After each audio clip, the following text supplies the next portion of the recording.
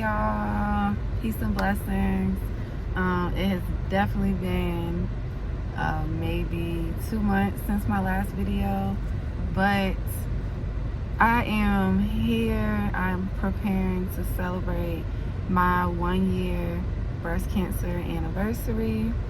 On June 8th, 2021, I got to ring the bell. And if you have been following my journey, of course, I did a Facebook Live video recording.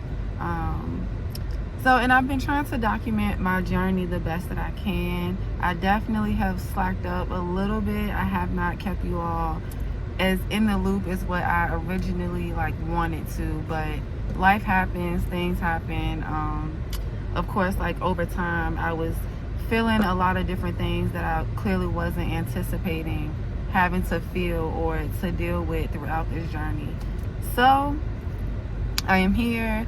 Over the next 8 days, I will come on probably every day and do a little video, talk about something different. Today I want to talk about what it has been like every day, just having to tell myself yo, you a survivor. You really you went through it. And I still clearly, obviously I get tongue-tied when I think about it and I talk about it, because it's just I'm 29 years old and my story is already mouth-dropping, you know what I'm saying?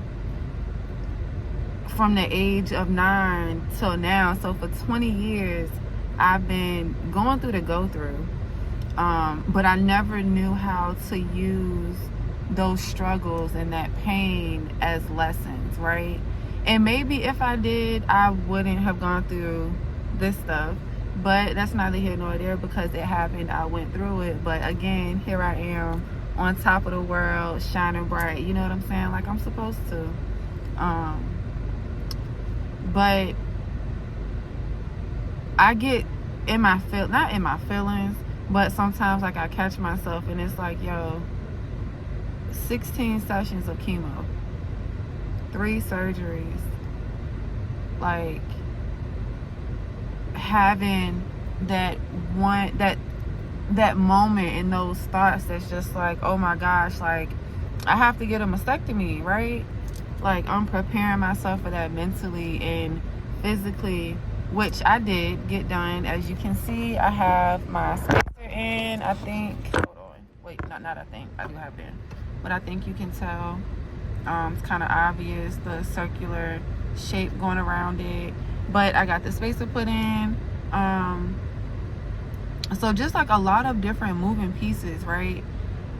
And still not being finished. I still have to finish my reconstruction if I decided that's what I'm going to do, or go flat, or whatever the case is. But of course, being 29, not having kids, not having a partner, and all of those things, those are things that I have to think, I feel like I have to think about. Not that I should have to think about, but I feel like I have to, because naturally, when me and my doctor started talking about reconstruction, the first thing in my mind is what the fuck? Who is gonna want to be with me and I don't have no titties? I already am a little bit of A cup, you know what I'm saying? Itty bitty titty committee president all day, every day. That's already been me. But you talking about going flat, flat, negative A cup, that I couldn't really get with that part, right? But as I was processing through this with my sisters, with my friends, with my family, with my mom, it was kind of it took a while to get to that point, but it was whatever decision I decide to make, whoever is going to love me is going to embrace me for everything that I am and every little thing that is different about me, you know what I'm saying? But also, everything tells a story. And I have, again, one hell of a beautiful ass story to tell. And I cannot wait to really sit down and start getting it on paper. My videos are just the beginning, you know what I'm saying? It's so much more that I want to do, so much that I want to achieve, so many different audiences and people that I want to reach with the things that I have had to endure. And I came out on top of a lot of the times, which I've definitely talked about before, a lot of the times when we receive a diagnosis or we receive quote unquote bad news, not so favorable news, we shut down and we freeze, we get scared, right?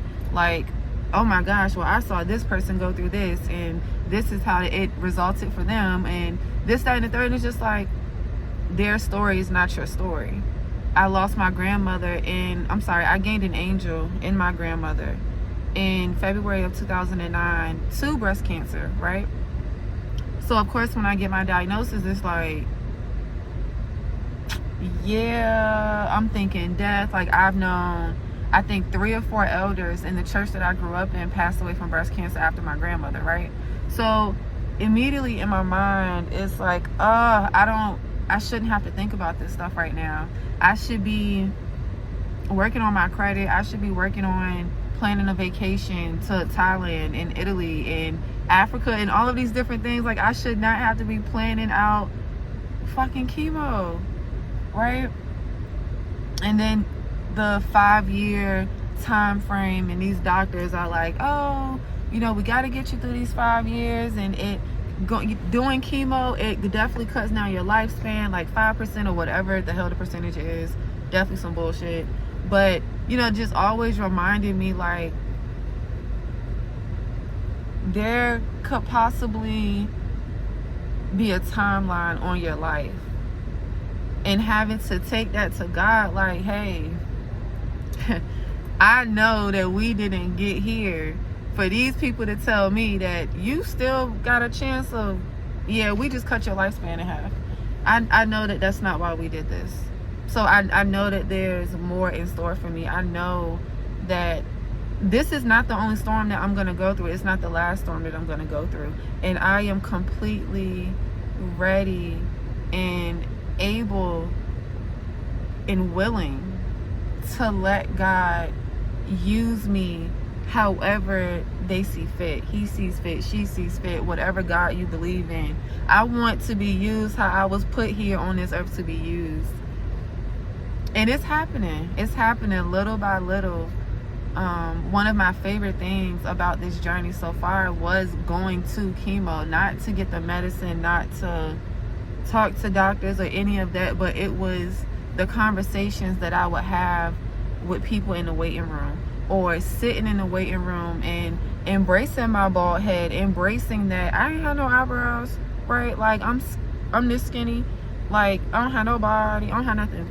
So embracing all of that and looking at these other women and men that would be in there, and they wrapped up in scarves and hair caps and going to the wig shop and all of these different things, and them looking at me and just smiling. Or me getting up to go to the bathroom, and I come back and sit with my aunt, and she's like, that lady over there didn't want to say anything to you, but she thinks that you are so beautiful. My doctor calling me sunshine, like, because they were so used to that narrative that goes with a cancer diagnosis, that people are sad, people are crying all day every day, we're depressed, we're this, we're that. No,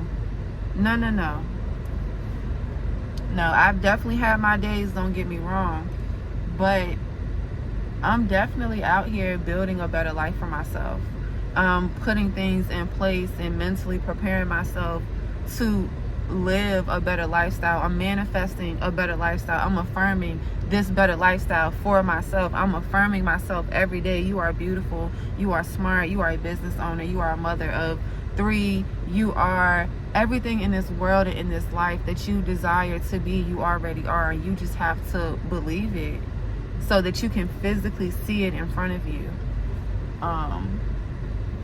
So yeah, it's been 10 minutes.